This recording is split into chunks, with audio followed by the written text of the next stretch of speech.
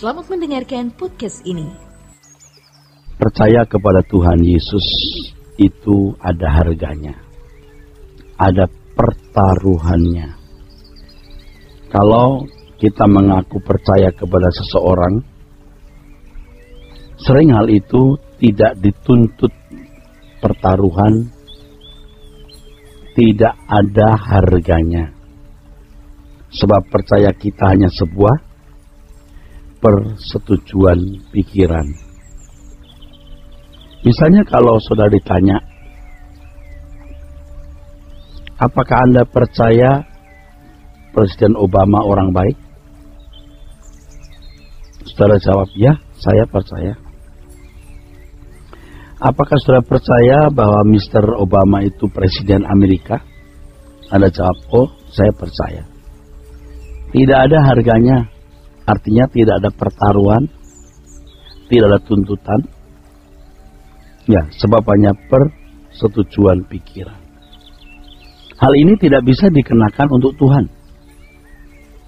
Kalau kita mengaku percaya Tuhan Yesus, mengaku percaya Tuhan Yesus, tidak bisa tidak.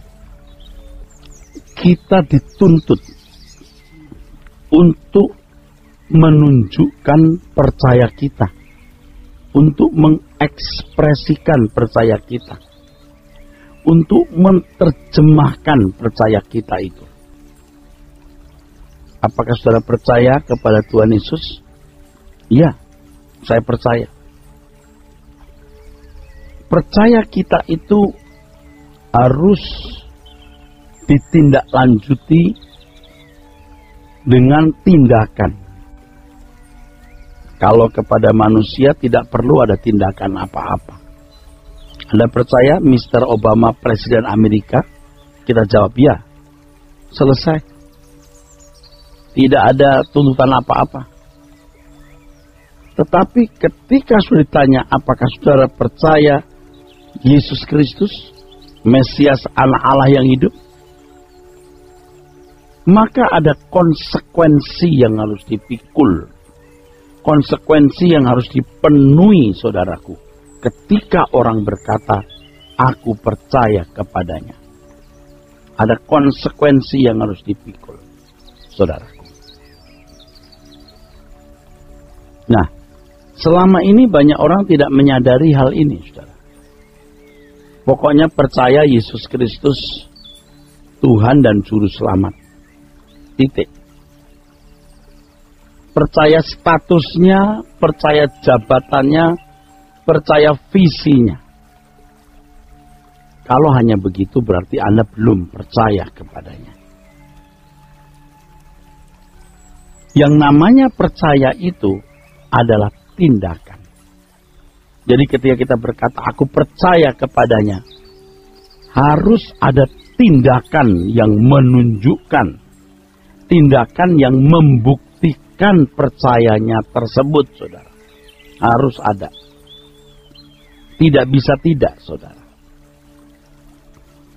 Nah, banyak orang Kristen hari ini merasa sudah percaya kepada Tuhan Yesus. Tetapi sebenarnya mereka belum percaya sama sekali. Belum. Sebab percaya yang sungguh-sungguh itu harus disertai dengan tindakan, saudara.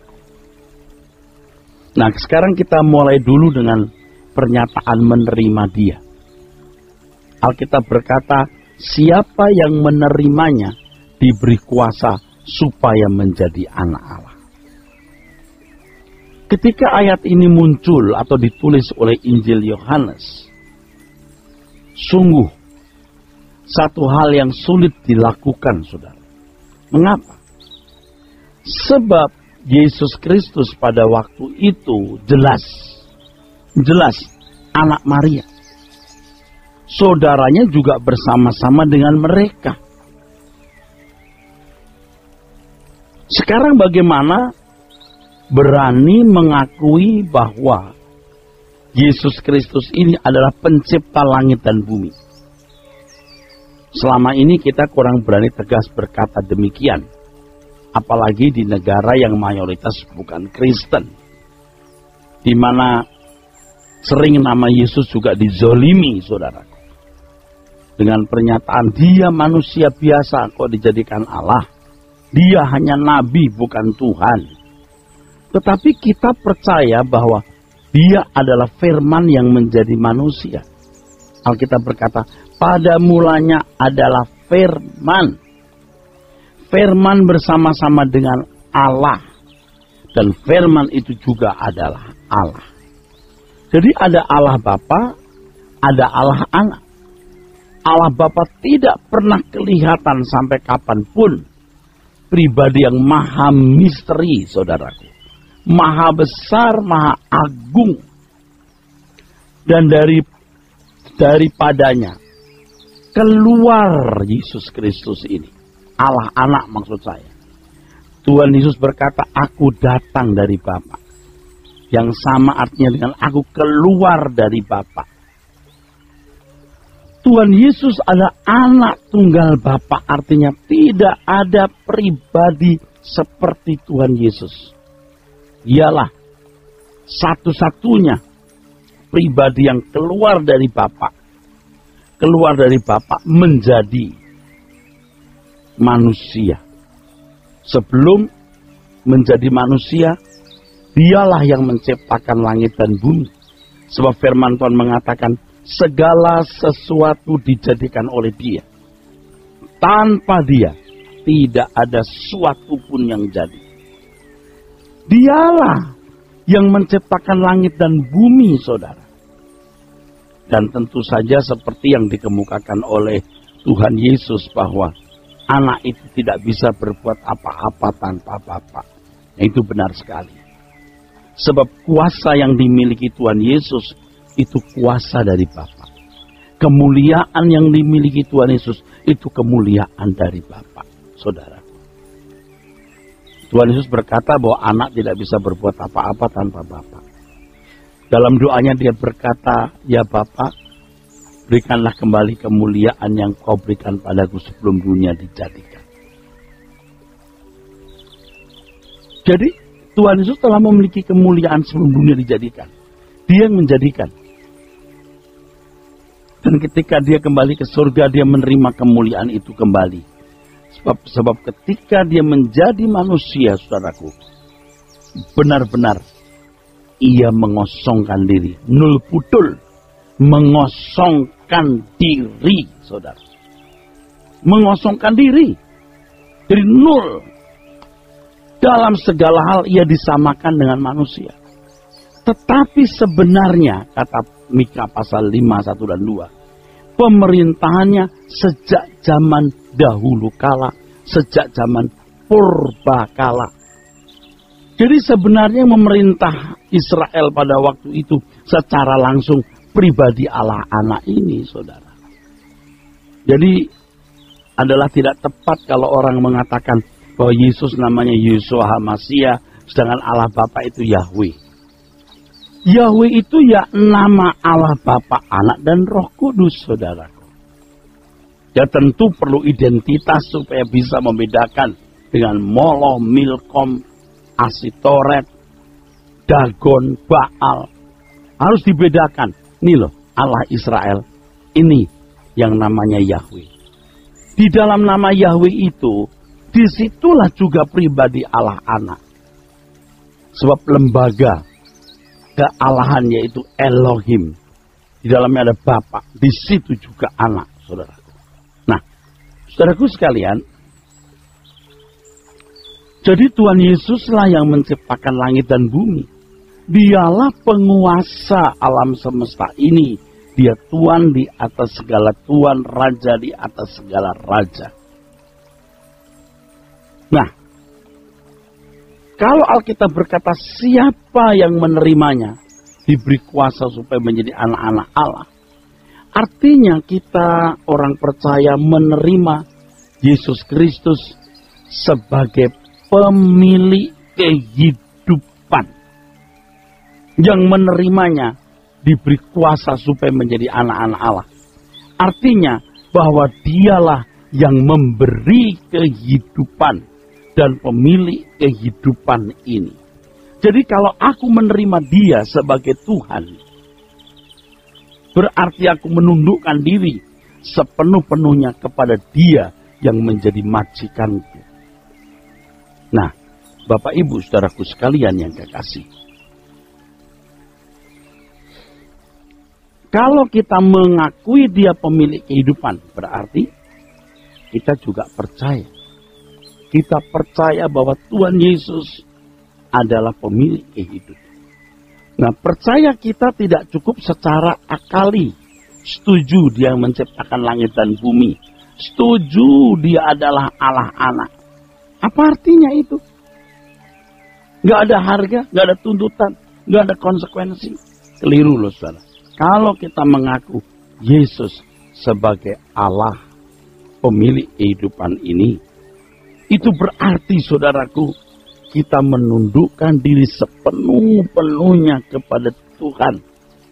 Sepenuh-penuhnya kepada Tuhan untuk menuruti apa yang Dia ingin. Yang Dia kehendaki, Dia ingin untuk kita lakukan. Ini penting loh saudara. Sebab tidak sedikit orang Kristen mengaku percaya Tuhan Yesus. Itu percaya sejarah. Ingat ini. Saudara berkata, oh saya percaya Yesus Kristus Tuhan dan Juru Selamat. Saya percaya sekali Dia, Yesus Tuhan dan Juru Selamat. Lalu, what next? Ya percaya saja. Nggak bisa. Nggak bisa. Begitu Anda berkata, saya percaya. Itu harus ada tindakan konkret untuk mengekspresikan atau menunjukkan percaya kita tersebut, saudara. Kalau kepada manusia tidak perlu ada konsekuensi.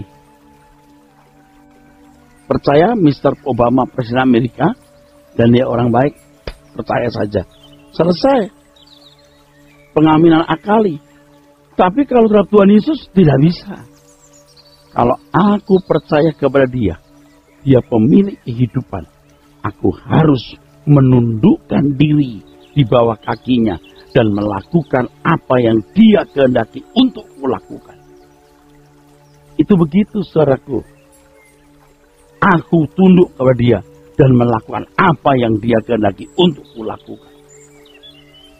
Jadi menerima Dia sebagai pemilik kehidupan ini. Tapi selama ini kita lebih sering mendengar orang berkata, menerima Dia sebagai Tuhan dan Juru Selamat. Ya, tidak salah juga saudara. Tidak keliru juga sebenarnya. Tidak keliru juga.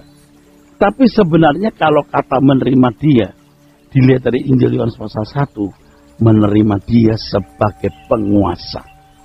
Sebagai pemilik kehidupan. Sebagai pencipta langit dan bumi. Itu percaya yang benar. Kalau saudara hanya berkata, oh saya percaya Tuhan Yesus telah lahir di kota Bethlehem, Dia bekerja selama 33 tahun setengah di bumi ini, lalu Dia naik ke surga, saya percaya. Itu percaya sejarah, percaya sejarahnya Tuhan Yesus, belum percaya pribadinya Tuhan Yesus. Saya berapa kali mengatakan ini, saudara. Kalau misalnya saudara sekalian, Anda mendengar orang cerita, atau orang lain cerita. Saya punya saudara namanya Pak Joko, tinggal di Palembang. Dia orang baik. You percaya nggak sama Pak Joko? Wah, susah menjawab, belum pernah kenal Pak Joko. Modelnya kayak apa, bagaimana, nggak tahu. Jangan ditanya, you percaya nggak sama Pak Joko? Nah, kita pasti jawab, nggak tahu. Mau bilang percaya, salah. Mau bilang nggak percaya, salah. Jawabannya tidak tahu. Tapi kalau jawab, ya saya percaya. Itu baru percaya sejarahnya Pak Joko. Saya punya teman namanya Pak Joko, dia orang baik. Anaknya 2 misalnya. Dia pinter IT misalnya. You percaya nggak? Percaya. Pengamilan akali. Selesai. Itu percaya hanya di pengamilan akali. Itu belum percaya yang benar. Kalau percaya yang benar, coba temuin Pak Joko. Apa yang Pak Joko ingin kamu lakukan? Apa yang Pak Joko ingin? Iya. Apa yang Pak Joko ingin supaya kamu lakukan. Kalau saudara percaya Pak Joko, iya Pak, apapun yang Bapak ingin kulakukan. Itu baru percaya. Jadi kalau cuma, ya saya percaya Pak Joko orang baik deh. Ya dia tinggal di Palembang. Itu baru percaya sejarahnya. Atau baru percaya hal ihwal mengenai Pak Joko. Saya belum percaya sama Pak Joko. Kepada Tuhan Yesus, bagi Tuhan Yesus, untuk Tuhan Yesus, tidak cukup kita berkata, ya saya percaya Tuhan Yesus orang baik, atau lahir di kota Bethlehem, mati di kayu salib, ya udahlah percaya saja. Itu baru percaya sejarahnya Tuhan Yesus. Belum percaya pribadinya. Banyak orang Kristen yang hanya percaya secara histori. Percaya secara sejarah. Percaya deh pokoknya. Dia Tuhan dan Juru Selamat. Nah cukup saudaraku. Apalagi Kristen dari kecil seperti saya dulu. Pokoknya sudah yakin Yesus Juru Selamat. Berarti sudah selamat. Saya baru percaya sejarahnya waktu itu. Belum percaya pribadinya. Kalau kita percaya yang benar, kita mengenal Tuhan Yesus. Mengenal dengan baik. Mengerti kehendaknya. Apa yang baik, yang berkenan, dan yang sempurna. Untuk dilakukan. Saudaraku, percaya itu punya harga. Jadi jangan merasa sudah membayar harganya hanya karena saudara mengaku Kristen. Saya pengikut Tuhan Yesus Kristus. Jangan merasa sudah percaya kalau saudara hanya rajin ke gereja menjadi aktivis jemaat. Berarti sudah percaya. Belum. Saudara harus mengenal secara pribadi Tuhan Yesus Kristus. Mengenal secara pribadi Tuhan Yesus Kristus. Lalu mengerti isi hatinya. Kita peka terhadap kehendak Tuhan. Harus peka. Mengerti apa yang baik, yang berkenan, dan yang sempurna. Harus mengerti betul. Mengenal pribadinya. Apa yang diajarkan. Seluruh tingkah laku dan perbuatannya. Dan kalau kita berkata, aku menerima dia sebagai majikan. Itu berarti hidupku sepenuhnya dimiliki oleh Tuhan. Dan terserah Tuhan membuat apa dalam hidup kita ini, saudara. Jadi tidak sederhana jadi Kristen itu. Orang-orang Kristen keturunan yang dari kecil Kristen seperti saya dulu. Terlahir sudah jadi orang Kristen. Sudah merasa percaya kepada Tuhan Yesus. Sudah merasa menjadi pengikut Tuhan Yesus Kristus. Puas. Tapi kelakuan kita lebih jahat dari orang yang tidak mengenal Tuhan Yesus. Dan faktanya banyak orang Kristen seperti ini. Mengaku sudah percaya Tuhan Yesus Kristus. Tetapi tidak tahu bahwa pengakuan itu, percayanya itu menanggung resiko. Menanggung resiko berat. Ada konsekuensinya, saudaraku sekalian. Ada resiko atau konsekuensinya. Percaya dalam bahasa Yunani itu pisteo, yang artinya menyerahkan diri kepada. Menyerahkan diri kepada objek yang dipercayai. Pisteo. Jadi kalau kita mengaku percaya kepada Tuhan Yesus Kristus, itu berarti saudaraku kita menyerahkan diri sepenuhnya kepada Dia.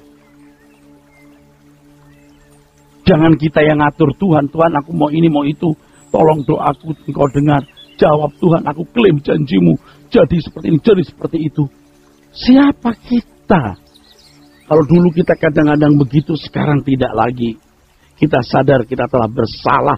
Kita ada dalam kebodohan ketika kita mengklaim Tuhan. Janji Tuhan. Padahal, saudaraku sekalian, kita mengklaim berkat Tuhan, janji Tuhan. Padahal kita tidak pantas berbuat demikian. Kita percaya bahwa apa yang dijanjikan oleh Tuhan itu pasti dipenuhi. Kita yakin apa yang dijanjikan oleh Tuhan Yesus pasti dipenuhi. Jadi kita tidak perlu harus mendesak-desak Tuhan, memaksa-maksa Tuhan memberkati kita. Justru kita yang harus percaya kepada Tuhan Yesus. Tuhan, aku percaya kepadamu. Apa yang kau lakukan dalam hidupku itu baik adanya. Sekarang tuntun apa yang harus kulakukan. Dan mulai sungguh-sungguh menjaga hati supaya kita tidak jatuh dalam dosa, menjaga hati supaya kita tidak suka-suka sendiri.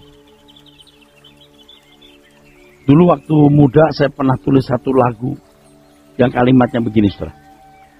Aku percaya pada pengaturanmu, hidup di dalam penguasaan Tuhan sepenuh.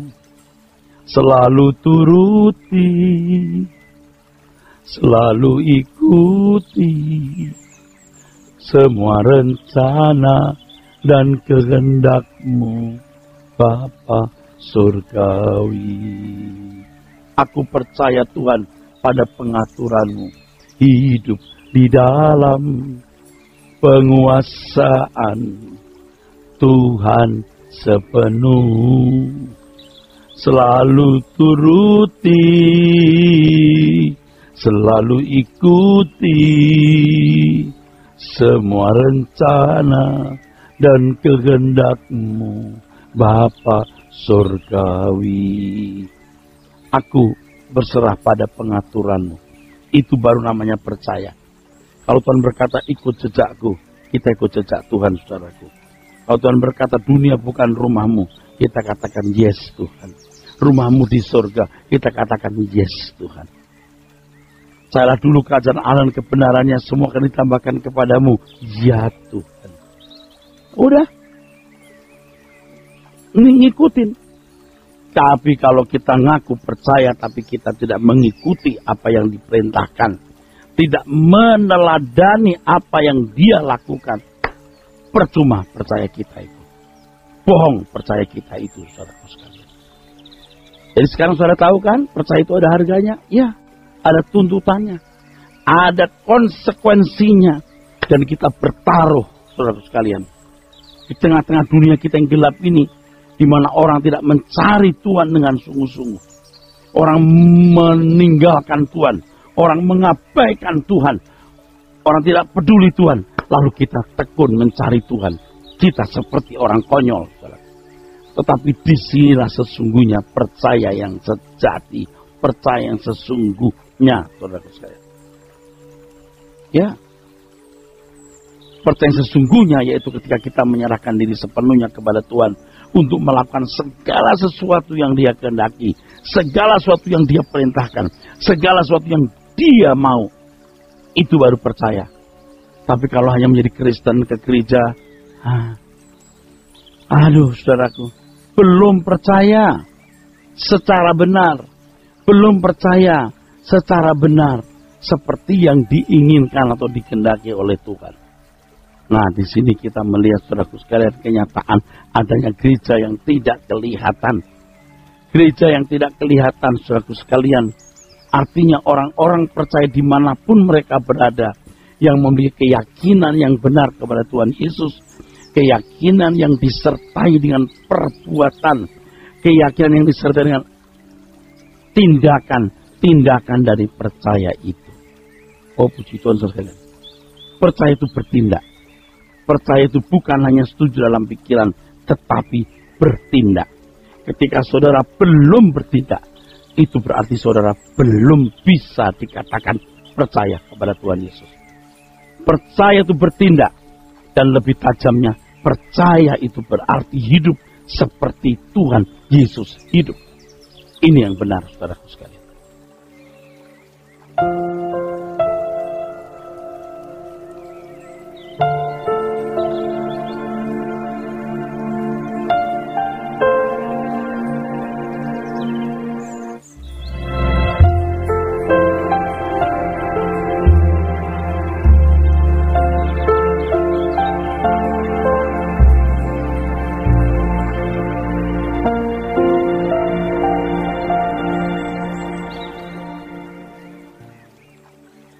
Saudara, kalau kita mengaku percaya kepada Tuhan, hanya secara akali setuju bahwa Dia Tuhan, ya, kalau untuk konteks kepada pribadi Tuhan Yesus Kristus, bahwa Dia Tuhan dan Juru Selamat, percaya kita itu tidak hormat. Itu sikap tidak hormat. Kalau hanya persetujuan pikiran, itu belum percaya yang benar. Percaya bahwa Tuhan Yesus Juru Selamat lahir di kota Bethlehem, mati di Bukit Golgota, itu juga baru percaya sejarahnya. Dan itu berarti kita belum menghormati dia. Kalau kita percaya kepada pribadinya, kita harus membuktikan atau menunjukkan percaya kita dalam tindakan konkret, dalam perbuatan nyata. Tindakan konkret atau perbuatan nyata kita adalah melakukan apa yang dia kehendaki. Jadi kalau kita berkata, aku percaya kepadamu Tuhan, di dalamnya termasuk pernyataan, Tuhan, apa yang kau kehendaki harus kulakukan. Itu maksudnya, saudaraku sekalian. Jadi kalau kita berkata, aku percaya kepadamu Tuhan, itu berarti Tuhan, aku mau mengerti kehendakmu dan melakukan kehendakmu dengan baik. Itu maksudnya percaya yang benar, saudara. Dulu saya tidak mengerti percaya yang benar. Kalau nyanyi, percaya saja, semua pasti jadi, percaya saja. Percaya saja, percaya saja, semua pasti jadi, percaya saja. Lagu itu dinyanyikan dalam konteks ketika seseorang membutuhkan pertolongan Tuhan. Dalam konteks ketika seorang merasa membutuhkan campur tangan Tuhan. Percaya saja. Percaya saja. Only believe. Jadi ketika menghadapi persoalan, pergumulan, percaya saja Tuhan akan buka jalan. Tuhan akan tolong. Itu percaya anak-anak, saudaraku. Percaya orang Kristen yang belum dewasa. Semua pasti jadi, percaya saja. Di dalamnya ada agenda pribadi kita. Di dalamnya ada agenda pribadi kita. Kita punya agenda pribadi di balik kata percaya itu. Percaya saja. Artinya nanti anakku dapat jodoh, atau saudara yang nyanyikan lagu ini belum punya jodoh, nanti aku dapat jodoh yang baik. Percaya saja, semua pasti jadi, percaya saja. Artinya, persoalanku yang kualami pasti akan selesai. Itu percayanya anak kecil. Orang Kristen yang belum dewasa. Sedangkan percaya yang benar adalah orang aktif bertanya, apa yang kau kehendaki harus kulakukan Tuhan. Apa yang kau inginkan harus kuperbuat Tuhan. Itu yang benar, saudaraku. Nah, selama ini banyak orang Kristen hanya di wilayah percaya kuasa Tuhan, kebaikan Tuhan. Supaya kuasa kebaikannya dirasakan, dialami dalam hidup mereka. Tetapi orang Kristen yang dewasa, percayanya berangkat dari mau mengerti kehendak Tuhan. Ini persoalannya bukan kuasa dan kebaikan Tuhan, tapi persoalannya pada apa yang menjadi kehendak Tuhan untuk dilakukan. What must I do, dear Lord? What must I do? Itu percaya yang benar. Nah, pemberitaan firman, khotbah yang selama ini kita dengar lebih cenderung hanya mengajak jemaat mempercayai kuasa dan kebaikan Tuhan. Dalam arti kebaikan itu adalah orang percaya dapat memperoleh sesuatu dari kebaikan dan kuasa Tuhan tersebut. Manipulatif sekali, saudaraku. Oportunis. Dan itu yang disampaikan dari mimbar rata-rata begitu. Tuhan baik, Tuhan luar biasa, Tuhan dahsyat. Apa? Ada agenda apa di balik itu? Mintalah. Klaim janjinya. Alami kebaikan Tuhan dari pertolongan-pertolongannya atas masalahmu, problemmu, usahamu, sakit penyakitmu. Ya iyalah kalau orang rame-rame datang kepada Tuhan dan mengaku percaya. Saya tidak katakan itu keliru, saudara. Percaya seperti ini juga tidak keliru. Tetapi itu bukan orang Kristen yang dewasa, saudara. Bukan orang Kristen yang dewasa. Yang berurusan dengan Tuhan hanya karena melihat kuasa dan kebaikan Tuhan. Dan berusaha meyakini bahwa apa yang dia harapkan, apa yang dia nantikan, apa yang dia minta pasti dijawab oleh Tuhan. Itu percaya yang kanak-kanak. Itu percaya yang antroposentris. Ya, aku atau egosentris, saudaraku sekalian. Kalau percaya yang benar tidak demikian. Harus teosentris, berpusat pada Tuhan. Percaya yang benar, percaya di mana seorang mau mencari kehendaknya dan mengerti kehendaknya tersebut. Itu percaya yang benar. Oleh sebab itu, mimbar gereja tidak boleh hanya dijadikan sarana untuk mempromosikan kuasa kebaikan Tuhan. Sehingga semua orang atau banyak orang tersesat dengan sikap manipulatif, dengan sikap oportunis pada jemaat itu terhadap Tuhan. Sikap-sikap seperti ini, sikap yang biasa sebenarnya dalam dunia klinik.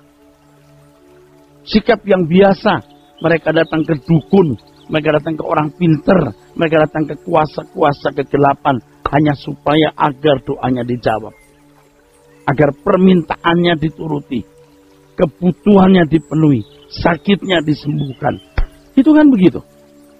Saudara tahu kita ini anak-anak dari Bapa di surga. Anak-anak loh. Kita lihat orang tua di dunia yang jahat saja. Orang tua yang jadi di bumi ini. Tahu memberi pemberian yang baik untuk anak-anaknya. Ini baik nggak untuk dia. Ini baik nggak untuk dia. Pikir baik-baik, saudaraku sekalian. Kita harus tahu. Menjadi orang percaya itu tunduk kepada Bapa di surga. Dan Bapa di surga pasti memberi apa yang baik. Tapi kalau dukun kuasa gelap memberi apa yang kita minta, maaf, kita jangan minta, orang minta. Butuh apa? Toko mau laris, mau dapat jodoh, mau apa? Minta apa? Panjang umur, sehat. Nah, tapi kalau Tuhan, Bapak kita, Dia tahu apa yang baik. Bahkan tidak kita minta pun, Dia akan memberikan yang terbaik. Tidak kita minta pun, Dia memberi yang terbaik. Karena firman Tuhan mengatakan, Bapakmu tahu kamu membutuhkannya. Bapakmu tahu kamu memerlukannya. Jelas, saudaraku sekalian. Jangan bersikap oportunis. Nuntut, minta. Yang kita cari itu kehendaknya.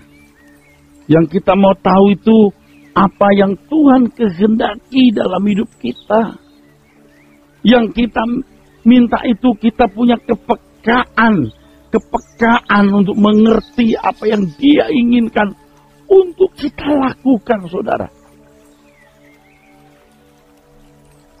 Jadi jangan praktek perdukunan, praktek agama-agama non-Kristen masuk ke dalam gereja.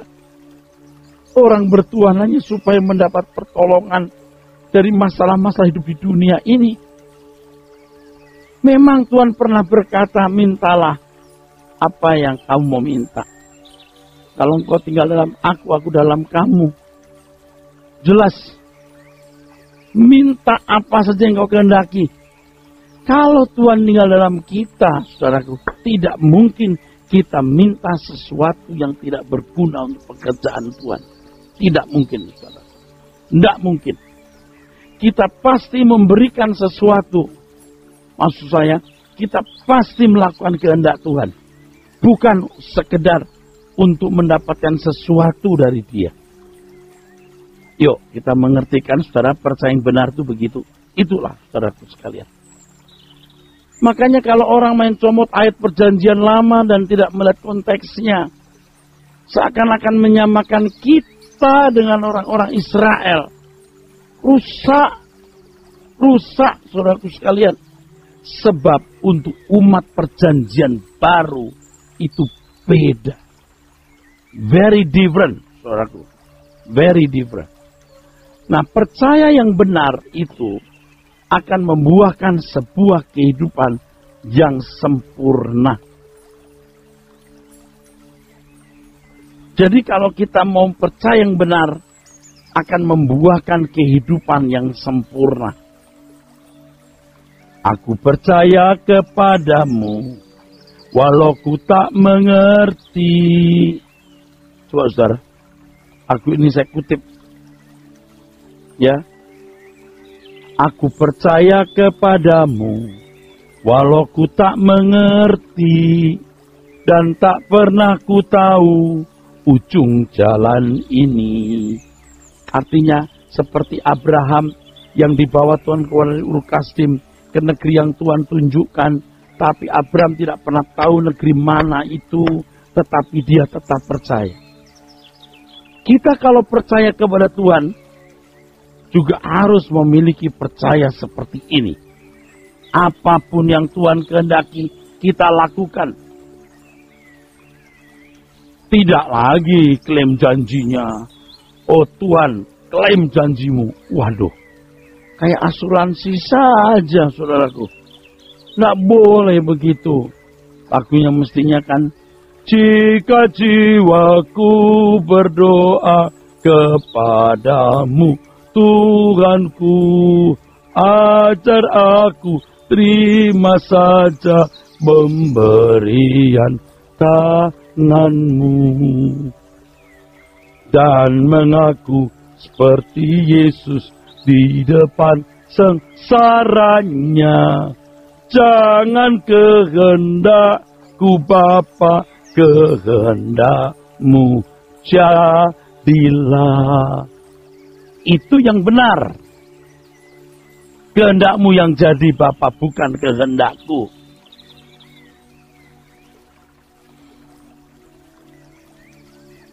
Kalau orang tua, misalnya mama, berkata kepada anaknya usia 5 tahun, percaya mama nak. Jalan-jalan kemana Pam? Percaya mama. Anaknya masih nanya, ya tapi kemana dulu dong? Percaya mama. Ya deh percaya mama. Tapi mam ya, tapi ke Ancol aja ya. Loh, percaya mama tapi ke Ancol saja ya. Itu namanya nggak percaya nak. Kalau percaya terserah mama mau kemana. Makan kemana pap? Mau makan nanti. Kemana pap? Percaya papa. Oh boleh, tapi jangan makan bubur ya pap. Loh itu namanya nggak percaya. Kalau percaya ya terserah papa mau bawa ke restoran mana. Kalau percaya ya terserah mama mau bawa wisata kemana. Kalau kita percaya Tuhan, kita tidak pakai bersyarat. Aku percaya Tuhan kalau ini, kalau itu. Wah salah. Itu namanya percaya yang bersyarat. Sedangkan percaya kita harus unconditional. Ya, yang tidak bersyarat. Luar biasa, saudaraku sekalian. Percaya yang tidak bersyarat, yang unconditional. Aku percaya Tuhan walau. Jadi kalau kita melihat orang-orang Kristen abad mula-mula, ketika mereka percaya kepada Tuhan Yesus, harus masuk gua singa, harus dicabik-cabik binatang buas, harus mati di laga gladiator. Waduh, saudaraku sekalian, mengerikan. Seakan-akan Tuhan tidak peduli, seakan-akan Tuhan tidak mau tahu. Luar biasa. Tetapi kita melihat bagaimana orang-orang ini tetap percaya kepada Tuhan. Haleluya. Mereka tetap percaya di tengah-tengah aniaya yang begitu luar biasa. Mereka tetap percaya kepada Tuhan. Haleluya. Demikian pula kita sekarang. Dunia kita ini luar biasa jahatnya. Orang berpikir tanpa duit yang cukup dia tidak bahagia. Tanpa rumah pribadi mereka merasa belum lengkap. Tanpa mobil rasa belum lengkap juga. Nah, tapi kita punya filosofi yang berbeda. Bapa di sorga cukup bagiku. Kalau aku memiliki Tuhan semesta alam yang menciptakan langit dan bumi, apa sih yang kubutuhkan? Allah sanggup memenuhi atau memberikannya, saudaraku sekalian. Bapa pasti berkenan memberkati kita, membersihkan kita dari dosa-dosa kenajisan. Kalau kita percaya kepada Tuhan, kita yakin bahwa Dia baik adanya dan yang dilakukan semata-mata untuk kebaikan kita. Saudara, ini penting sekali, saudara. Percaya yang benar itu seperti itu.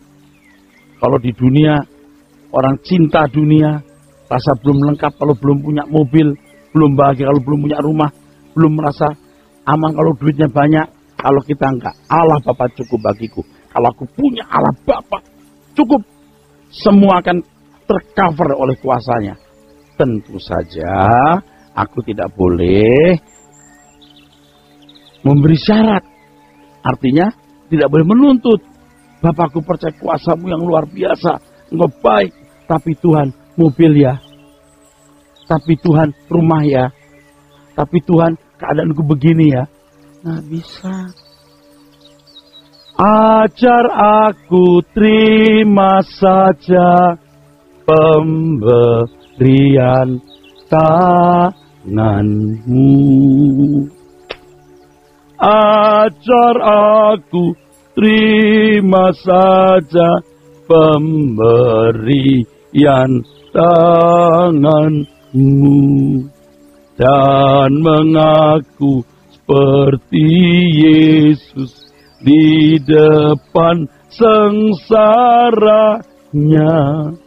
Jangan kehendakku Bapa, kehendakmu jadilah. Bukan kehendakku Bapa, tapi kehendakmu lah yang jadi. Itu baru percaya yang benar. Di tengah-tengah dunia yang tidak percaya Tuhan itu ada. Yang tidak yakin bahwa di dalam Dia itu berarti kelimpahan. Tapi kita berkata, aku percaya Tuhan. Yang sampai pada akhirnya kita masuk langit baru, bumi baru. Kerajaan Bapa di sorga. Di mana Tuhan Yesus menjadi rajanya. Saudaraku sekalian. Ya. Sampai kita yakin bahwa kalau kita mati pasti masuk surga.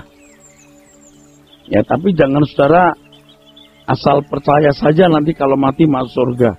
Ya, saudara harus lihat hidup saudara hari ini, ada tanda-tanda layak enggak masuk surga?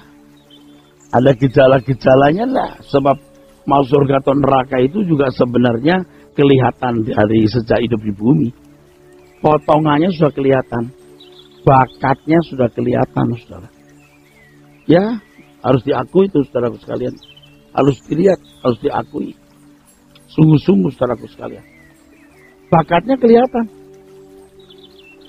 Ini model begini masuk surga nggak mungkin lah. Hah? Yang di kantor masih nyolong, korupsi. Udah punya istri, lalu dia punya istri lagi. Ya nggak mungkin lah yang begitu masuk surga. Surganya siapa? Surganya Mbah Suro. Surganya siapa? Surga yang maha kudus itu kan tempat orang-orang kudus. Yang perkawinannya kudus, ya kan? Firman Tuhan mengatakan, semula Allah menciptakan Adam dan Hawa, pria dan wanita, monogami, jelas. Yang jujur, yang tidak membalas kejahatan dengan kejahatan.